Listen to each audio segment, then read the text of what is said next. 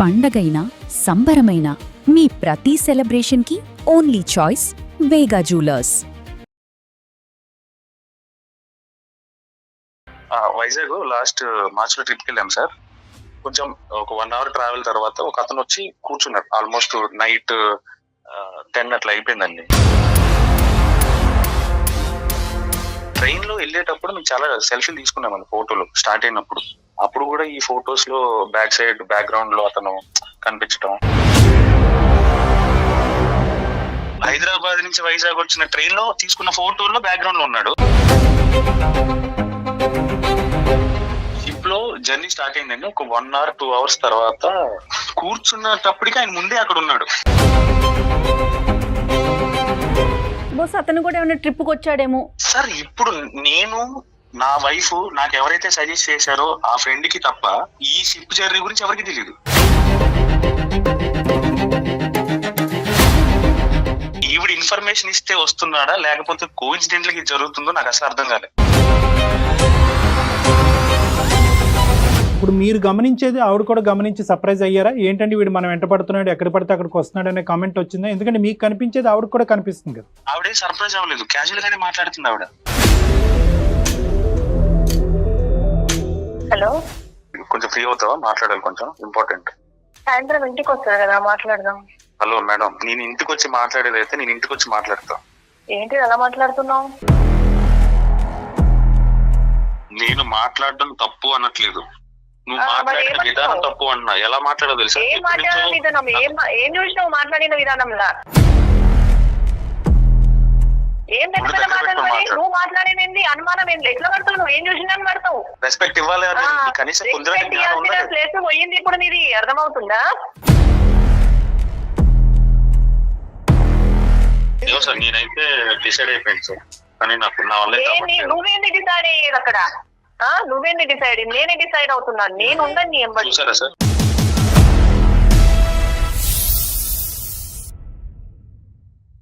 అవిస్ hospital సమర్పించు అందమైన జీవితం కార్యక్రమానికి స్వాగతం.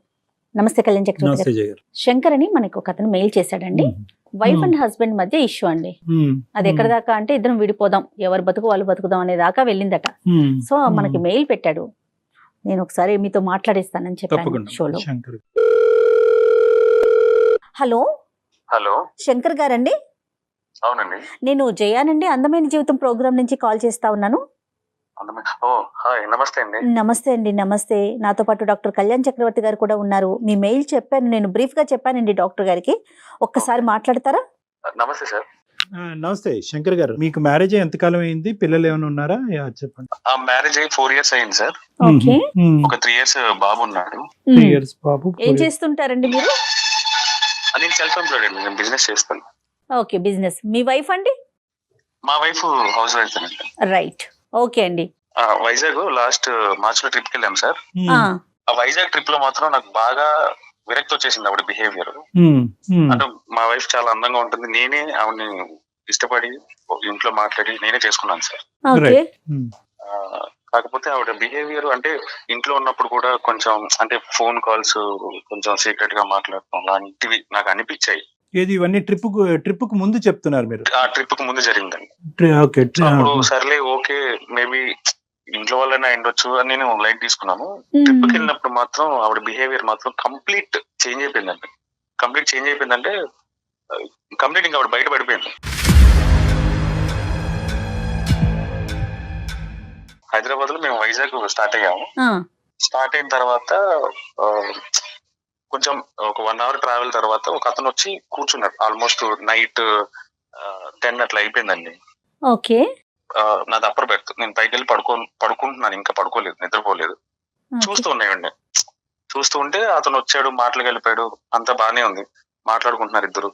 నా వైఫ్ కూడా బాగానే ఎంత పాజిటివ్ గా రెస్పాండ్ అవుతుందంటే అంత పాజిటివ్ గా రెస్పాండ్ అవుతుంది. అంటే అడిగిన ప్రతిదానికి నవ్వుతో ఆన్సర్ ఇవ్వటం, ఏదో చాలా రోజుల నుంచి చాలా సంవత్సరాల నుంచి వాళ్ళిద్దరికి ఆ పరిచయం ఉన్నట్టు అంత ఈజీగా మారుతుందండి ఆవిడ. పైనుంచి చూస్తున్నా, నన్ను అబ్జర్వ్ చేస్తుంది, కానీ నేను పడుకున్నానేమో నిద్రపోయి ఉంటానేమో అని అనుకున్నా ఆవిడ. బట్ సడన్ గా నేను చూసేసరికి మళ్ళీ ఆ మాట్లాడడం తగ్గించింది. మీకు ఎందుకు అన్నట్టు మళ్ళీ బిహేవియర్ మళ్ళీ మారిపోయింది. ఓకే. ట్రైన్ లో వెళ్ళేటప్పుడు మేము చాలా సెల్ఫీలు తీసుకున్నామండి ఫోటోలు స్టార్ట్ అయినప్పుడు. అప్పుడు కూడా ఈ ఫొటోస్ లో బ్యాక్ సైడ్ బ్యాక్గ్రౌండ్ లో అతను కనిపించడం. బాబుని కూడా తీసుకెళ్లారా, మీ ఇద్దరే వెళ్ళారండి? బాబుని కూడా తీసుకెళ్ళామండి. బాబు నా దగ్గరే ఉన్నాడు. సో ఇతను మధ్యదారిలో స్టేషన్ లో ఎక్కడం కాదు, ఇతను వేరే చాటు ఉన్నాడు, మీరు పడుకున్నారని తెలిసేటప్పటికి మీ వైఫ్ దగ్గరికి వచ్చి లోవర్ బర్త్ దగ్గర కూర్చున్నాడు. అవునండి, అంతే కదా మీరు చెప్పొచ్చేది? అంతేనండి. సో మాతో పాటు ఇతను ఎక్కలేదు, బట్ ట్రైన్ లో తీసుకున్న సెల్ఫీస్ లో మాత్రం బ్యాక్గ్రౌండ్ లో ఉన్నాడు ఈయన. మేబీ అతను అక్కడే అబ్జర్వ్ చేశాడో లేకపోతే ముందే అబ్జర్వ్ చేశాడో నాకు తెలియదు. మీ సెల్ఫీలు తీసుకున్న సెల్ఫీలో మాత్రం ఈయన ఉన్నాడు. ఏం మాట్లాడుకుంటున్నారండి? అంటే ఎంతో కొంత మీకు వినిపించి ఉంటుంది కదా, వాళ్ళిద్దరి మధ్యన సంభాషణ ఏంటి? అంత ఫెమిలియర్ టాపిక్స్ ఏముంటాయి వాళ్ళకి?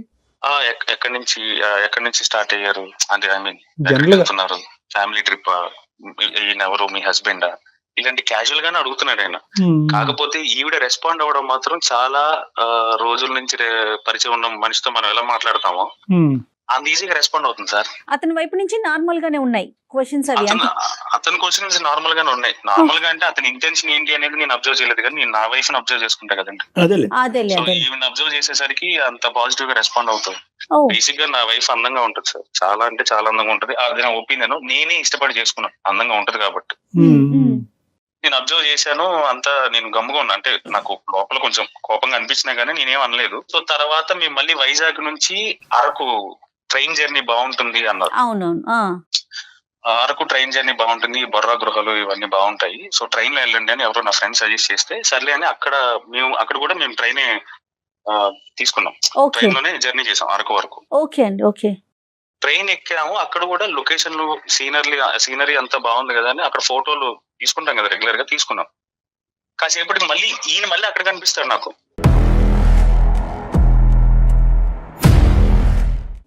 మీకు ఫోటోల్లోనే కనిపిస్తున్నాడు ఈ మనిషి, డైరెక్ట్ కనిపించట్లేదు. అక్కడ డైరెక్ట్ గా కనిపించాడు ఈయన ఫోటోల్లో. ఈ హైదరాబాద్ నుంచి వైజాగ్ వచ్చిన ట్రైన్ లో తీసుకున్న ఫోటోల్లో బ్యాక్గ్రౌండ్ లో ఉన్నాడు. ఓకే, ఇక్కడ డైరెక్ట్ ఉన్నాడు ఈయన, నా కళ్ళ ముందే ఉన్నాడు. బస్ అతను కూడా ఏమైనా ట్రిప్ కి వచ్చాడేమో.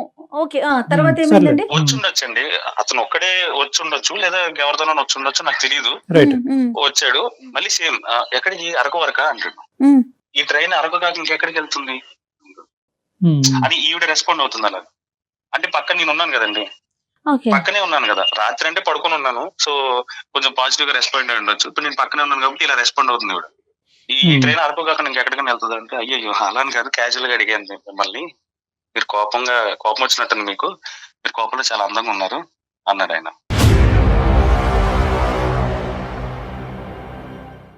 అంటే మీరు పక్కన ఉండగానే ఈ మాటల పక్కన అంటే నేను బాబు విండో దగ్గర నుంచున్నాము, సీట్ లో కూర్చొని ఉన్నారు పక్కన ఉన్న సీట్ లో దగ్గరలో.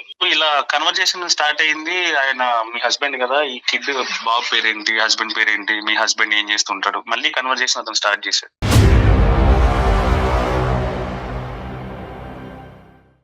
సరే మేము అరకు రీచ్ అయిపోయిన తర్వాత ఒక చోట స్టే తీసుకున్నామండి, ఒక రూమ్ తీసుకొని.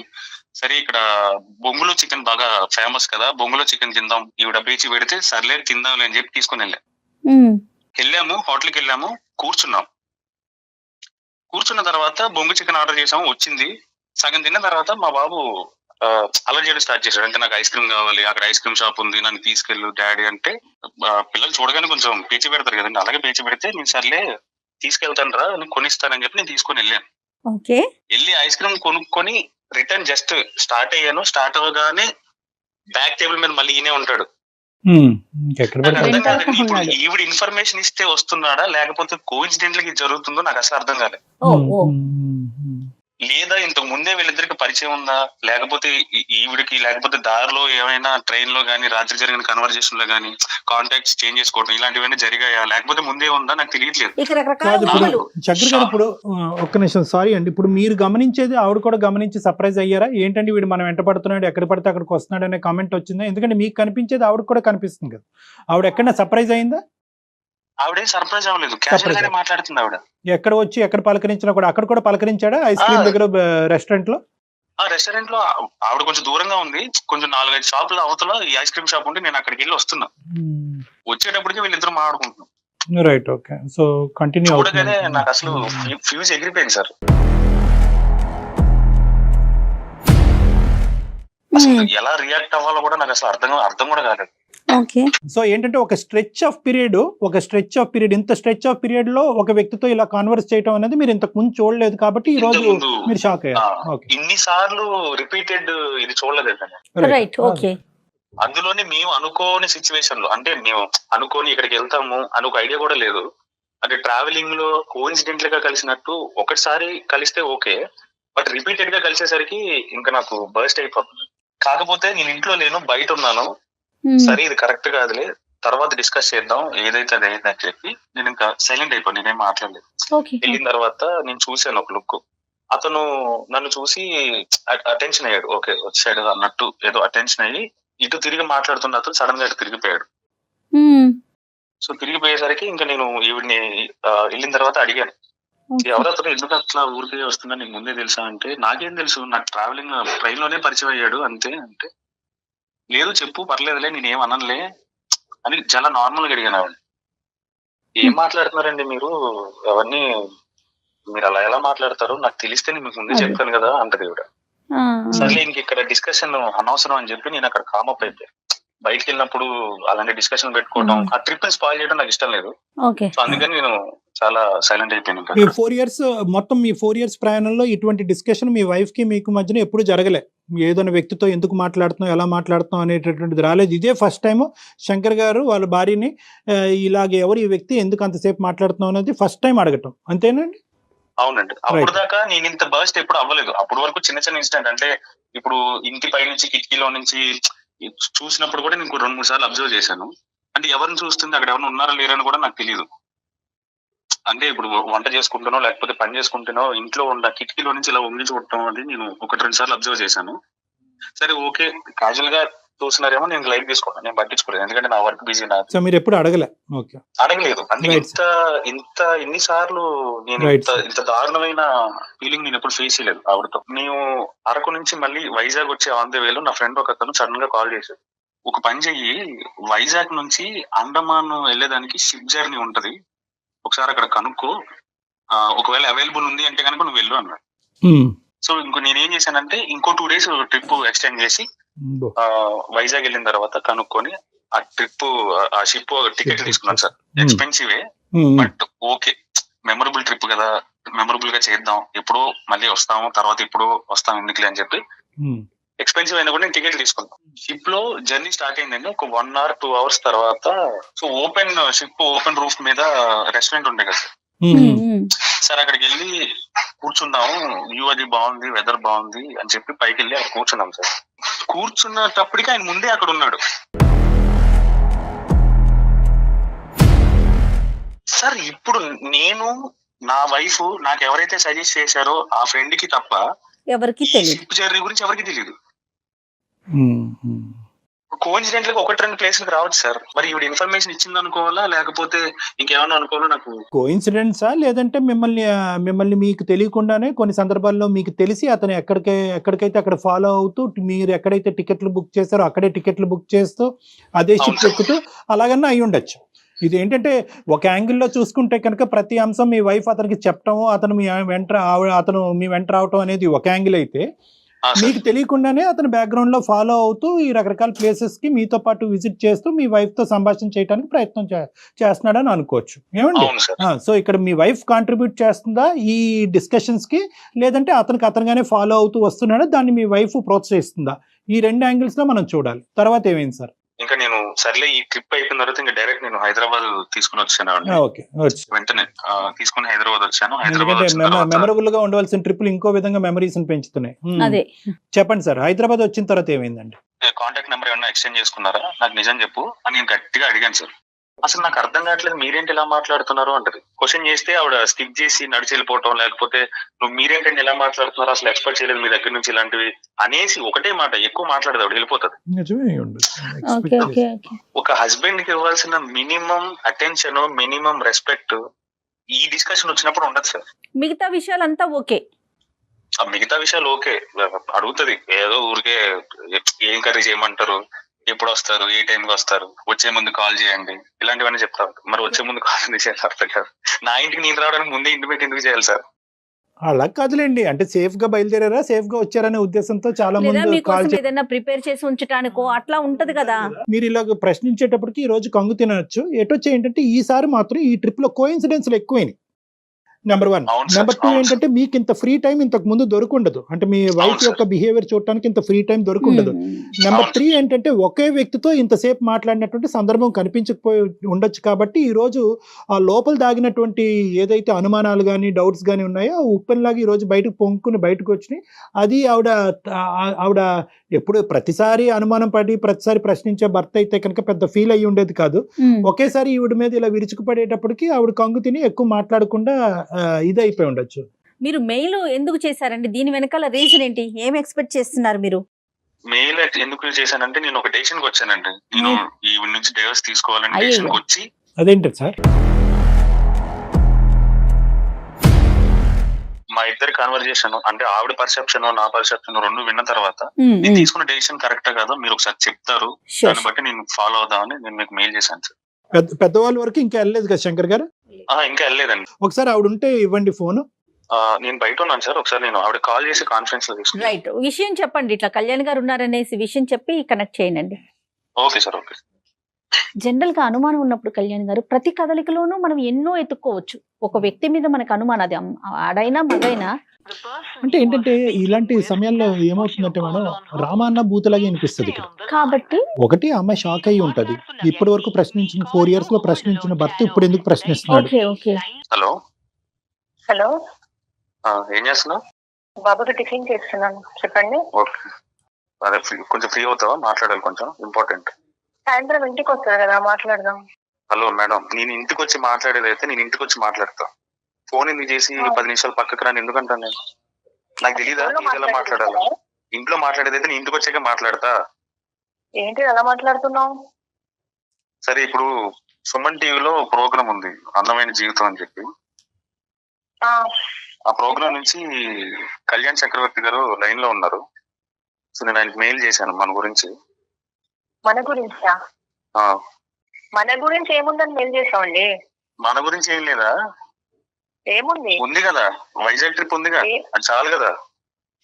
ట్రిప్ గురించి చెప్పడానికి కాల్ చేసావా? అక్కడ ట్రిప్ గురించి అని కాదు, మన ఇద్దరి మధ్య తర్వాత జరిగిన డిస్కషన్ లో నేను తీసుకున్న డెసిషన్ వాళ్ళకి చెప్తామని నేను వాళ్ళకి మెయిల్ చేశాను. వాళ్ళు ఇప్పుడు కాల్ చేశారు, మా లైన్ లో ఉన్నారు, ఒకసారి మాట్లాడు. నమస్తే అండి. నమస్తే, మీ పేరండి? సారీ, నేను జయాని మాట్లాడుతున్నా, అందమైన జీవితం ప్రోగ్రామ్.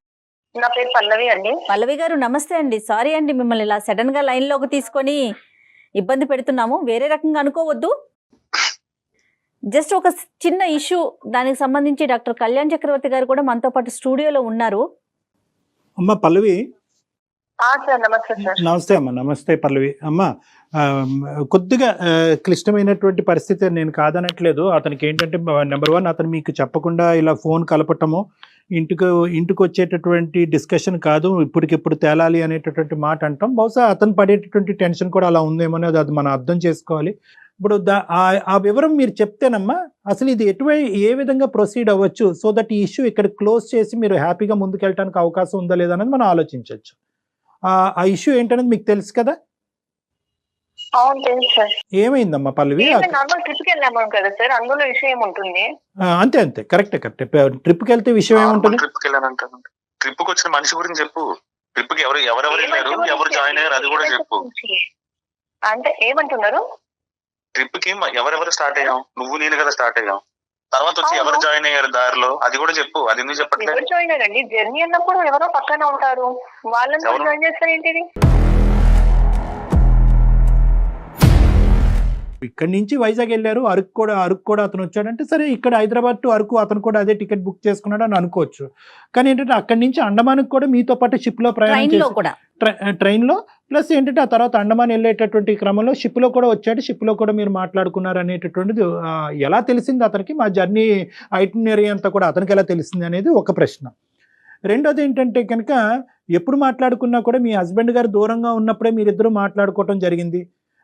తర్వాత అతను పై బర్త్లో పడుకున్నప్పుడు కానీ లేదంటే హోటల్లో బాబుతో పాటు దూరంగా ఉన్నప్పుడు కానీ షిప్లో డెక్ మీద అతను దూరంగా ఉన్నప్పుడు మీరిద్దరు సంభాషించుకోవటం ఏంటంటే మీరు ఎక్కడ కూర్చుంటే అక్కడ మీ వెనకాలే కనిపిస్తూ ఉంటే సహజంగా ఎవరికైనా అనుమానం వస్తుంది కదా, ఆ ప్లేస్ లో మీరున్న మీకు కూడా అలానే అనిపిస్తుంది కదా. వస్తుంది మేడం, జర్నీ అన్నప్పుడు అందరితో వెళ్తారు వస్తారు, అతను అనుమానం పడుతుంటే ఎలా? అంటే జర్నీ అన్నప్పుడు పక్కన వెళ్తూ మాట్లాడుకోమా మనము. కరెక్టే మాట్లాడుకుంటాం. తప్ప అది అలా మాట్లాడము తప్పు కదా. నేను ఆలోచించుకుంటే నేను మాట్లాడడం తప్పు అనట్లేదు, నువ్వు మాట్లాడిన విధానం తప్పు అన్నా. ఎలా మాట్లాడో తెలుసా? ఏం మాట్లాడిన విధానం, ఏం చూసినావు మాట్లాడిన విధానంలా? ఎప్పటి నుంచో పరిచయం ఉన్న మనిషితో ఎలా మాట్లాడుతారో అలా మాట్లాడావు. నేను అది అడుగుతున్నాను నేను. అవునా, నీకు అలా అనిపించవచ్చు, నీ ఆలోచనలు అలా ఉన్నాయి. నా ఆలోచనలు అలా ఏం లేవు, నీ పనులు అలా ఉన్నాయి. ఇంట్లో దాకా మాట్లాడే విషయానికి కథలాగా తీసుకెళ్తావా? అట్లాగే ఎవరు తీసుకెళ్లారు? తీసుకెళ్ళేదాకా తీసుకెళ్ళినావు మరి నువ్వు ఏందాక తీసుకెళ్ళినావు? పల్లవి గారు కోఇన్సిడెన్స్ అయ్యి ఉండొచ్చు. పల్లవి గారు ఇక్కడ ఏంటంటే ఒకటమ్మా, మీరు దయచేసి అర్థం చేసుకోండి. లేదు సార్, అతను లేదు, మీరే చెప్పండి. పరిచయం ఉన్నప్పుడు ఎవరన్నా మాట్లాడుకుంటా చేసుకుంటారు, అతను ఆలోచించుకొని తనకు ఏదో ఆలోచనలు చెడు ఆలోచనలు అబ్సల్యూట్లీ ఇలా చేస్తాడు అతను. వినండి పల్లవి గారు, ఒక్క నిమిషం వినండి, నేను చెప్పేది వినండి. ఇక్కడ ఏంటంటే అతని మైండ్ లో ఒక క్వశ్చన్ పడింది, అది అనుమానం అంటారా ఏమంటారా అన్నది మనకు తెలియదు. ఆ ఆలోచన ఖచ్చితంగా అతను అనుమానమే, దాన్ని నివృత్తి చేయవలసినటువంటి బాధ్యత మీ మీద ఉంది కదా. అలా ఎలా అంటాడు సార్? ఎలా అంటాడు అతను? ఎలా అంటాడు ఆ విషయము? సిగ్గు ఉండాలి కదా. అతను ఏమి అనట్లేదు. ఎలా అంటాడు అతను? నువ్వు సిగ్గు గిగ్గు అని పెద్ద పెద్ద మాటలు మాట్లాడు. ఏం పెద్ద పెద్ద మాటలు? నువ్వు మాట్లాడేది అనుమానం ఏంటి? ఎట్లా పడతావు? నువ్వు ఏం చూసినా పడతావు? నేను మొగుండన్న జ్ఞానం వచ్చాడు ఉందా లేదా? అసలు జ్ఞానం ఉందా లేదా? మొగుడు ఉన్నాడు, కనీసం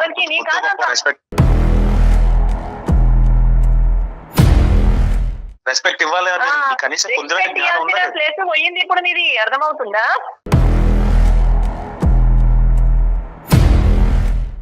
ఏ రోజైతే నువ్వు అనుమానం పడుతున్నావు, రెస్పెక్ట్ ఇక్కడ పక్కనే జరిగింది. ఇప్పుడు జరగాలి.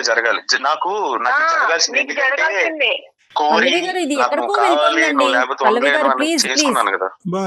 బాబు బాబు నాకు చాలా బాగా జరిగింది. నేను మా అమ్మ నాన్నని కాదనుకోండి, నువ్వు ఎంచుకున్నాను కదా, అది చేసిన పెద్ద. ఇప్పుడు అర్థం అవుతుంది నాకు.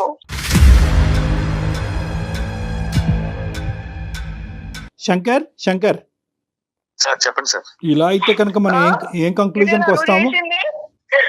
నువ్వు నా జీవితాన్ని చేసావు, నేను నీ జీవితాన్ని చేయటం కాదు. నువ్వు చేసినావు మనసులో అనుమానం పెట్టుకొని, నేను కాదు. చిన్న ఈ విషయానికి అనుమానం పడతారు ఎవరైనా?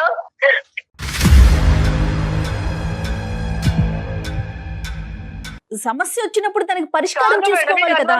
ఏంటి చెప్పండి అమ్మ.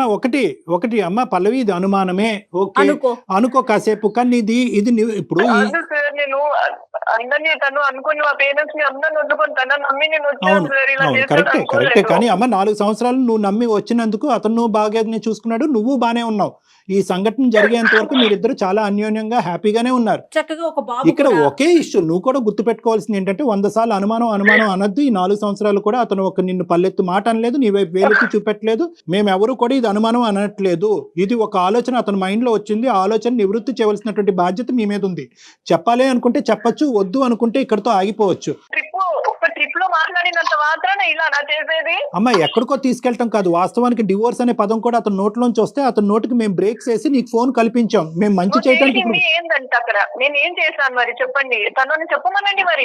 ఎప్పుడు క్వశ్చన్ రానటువంటి నీ భర్త ఈ రోజు క్వశ్చన్ చేసినప్పుడు విడమర్చి చెప్పేసేయండి. ఏం సంభాషించుకున్నారు, అతను ఎందుకు వచ్చేవాడు, ఎక్కడెక్కడ ఏమేమి మాట్లాడుకున్నారో అది చెప్పేసి క్లోజ్ చేసేసేయండి, అయిపోయింది. అది అతను నాతో ముందే పరిచయం ఉంటే ఇంటి దాకా రావాల్సింది, నేనేదో అతనికి నెంబర్ ఇవ్వాల్సింది, కంటిన్యూగా మేము మాట్లాడుకోవడం జరగాల్సింది. అతను ఏముంది ఇక్కడ అసలు? కరెక్టే నిజంగా ఆ దురుద్దేశం మీకు ఉంటే కనుక ఇవన్నీ జరుగుతాయి. ఆ మనిషి మనకి ఏదో ఒక రకంగా అయితే తనకు కనపడాలి కదా. ఆ జర్నీ మాటకే కనపడి వెళ్ళిపోవడం ఎలా చెప్పండి? అవును అంటే ఇంటికి రప్పించే ప్లాన్ కూడా ఉందన్నమాట. అయితే అరే మీరు మళ్ళీ ఎక్కడికో వెళ్తున్నారండి. అదే ఉంటుంది నీకు. శంకర్ శంకర్ శంకర్ అర్థమవుతుందా? అది కాదు శంకర్, అది ఇప్పుడు చూసారా మీరు ఇప్పుడు మాట్లాడుతున్న మాటకి ఇంత పెద్దగా ఇప్పుడు ఆ అమ్మాయిని చేస్తున్నావు. మనం సానుకూలంగా ఫ్లెక్సిబుల్ గా అమ్మాయి చేత సమాధానం చెప్పించాలని అనుకునేటప్పటికి మీరు ఒక నెగిటివ్ గా మీరు మాట్లాడుతున్నారా? నెగిటివ్ గా ఏంటంటే లేదు ఇంటి సార్, వరకు వచ్చే మీరందరూ అనుమానిస్తున్నారా సార్? నేను ఏదో నెంబర్ ఇచ్చానని అనుకుంటున్నారా? చెప్పండి. ఒక అమ్మ ఒక ఆడపిల్లని అలాగా తెలివి తక్కువగా ఒక ఆధారం లేకుండా మేము అలా పరువు తీసేటటువంటి స్టేజ్ కాదమ్మా ఇది. దయచేసి వినండి. ఇక్కడ ఏంటంటే అతను అలానే మాట్లాడుతున్నారు కదండి, విన్నారు కదా మీరు. కాదమ్మా, అక్కడ అమ్మ 2 అంశాలు. అలాగే మాట్లాడుతూ ఉండేవాడు 4 years బట్ అంటే అది వేరే విషయం.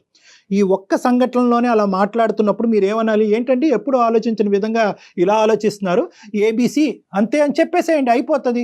నేను వెళ్ళిన దగ్గరికి అతను అనుకోకుండా వచ్చాడు సార్. అట్లా Right. వచ్చినప్పుడు అతను ఏదో అక్కడ Agree. బొబ్బుల చికెన్ దొరుకుతుంది అన్నాడు సము. ఆ విషయంలో నేను అక్కడ మాట్లాడుతున్నాడు. అతను అక్కడనే నిల్చొని ఉన్నారు, పక్కనే ఉన్నారు కొంచెం డిస్టెన్స్ లో. అక్కడ మాట్లాడము. మళ్ళీ షిప్ లో వెళ్ళినాక కోయిన్సిడెంట్ గా మేమున్నాము, అతను వచ్చాడు. అరే మీరు కూడా ఇక్కడ అన్నారు. నేను కూడా అవును మీరు కూడా వచ్చారా అన్నాను. రైట్, అలాంటివి కొన్ని అనుకోకుండా జరిగిన విషయాలు సార్ ఇవి. అయిపోయింది. క్లియర్ కట్ గా అతనికి ఒకసారి చెప్పండి, ఈ ఇష్యూని క్లోజ్ చేసుకోండి. అప్పుడు శంకర్ని అడుగుదాం నమ్ముతాడా లేదా అనేది. ఇంకా నేను అసలు మాట్లాడదలుచుకోలేను సార్ నేను.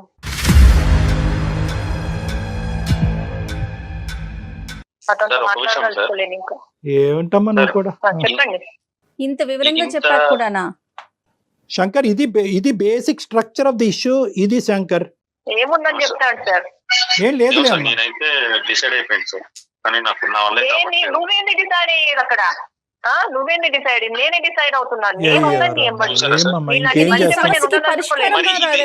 ఆన్సర్ నేను ఆ రోజు నిన్ను ఇంట్లో క్వశ్చన్ చేసినప్పుడు నువ్వు ఎందుకు చెప్పలేదు? ఇమ్మెచ్యూరిటీ. ఏ రోజు? ఇదే ఆన్సర్ లో ఆ రోజు నేను ట్రిప్ కి వెళ్ళి వచ్చిన తర్వాత ఇంట్లో మన దగ్గర డిస్కషన్ అయినప్పుడు నేను క్వశ్చన్ చేసినప్పుడు సైలెంట్ గా నువ్వు ఎందుకు వెళ్ళిపోయావు? తప్పు చేసింది కాబట్టి సైలెంట్ గా ఉందని ఎలా అనుకుంటాం? నేను ఒక మనిషి మాట ఒక టోను విన్న తర్వాత బాగా అసెస్ చేయగలను అనేటటువంటి నమ్మకం నాకుంది. మీకు ఒక బిడ్డ ఉన్నది, దయచేసి జీవితాన్ని బాబున్నాడు, బాబు ఉన్నాడు, దయచేసి ఈ చిన్న ఇది అతి చిన్న, ఇంతకంటే అతి చిన్న కారణం అంటూ ఏది లేదు. ఈ ఇంత భయంకరమైనటువంటి కారణాలకి మీరు విడాకులు తీసుకుంటే కనుక ప్రపంచంలో భార్యాభర్తలు ఎవరు కలిసి ఉండరు.